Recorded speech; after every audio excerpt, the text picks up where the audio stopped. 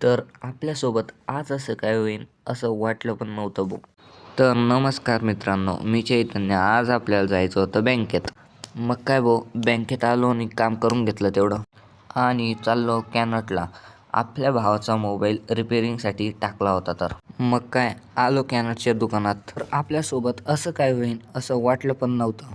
तर हे मामा म्हणता की तुमच्या मोबाईलला संध्याकाळी घ्यायला या. मग आम्ही रिक्वेस्ट केली लवकर द्या. मग ठीक आहे म्हणाले व काम चालू केलं. मग काय डिस्प्ले लावण्यासाठी त्यांनी काहीतरी ग्लूसारखं लावलं. नंतर मागची बॉडी लावून त्याचे स्क्रू लावून घेतले आणि टाईट केले.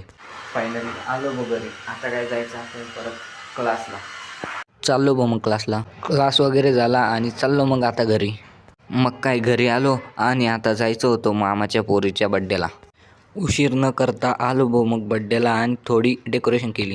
मग काय तिला बर्थडेला भेटलेले गिफ्ट ती खोलून बघत होती.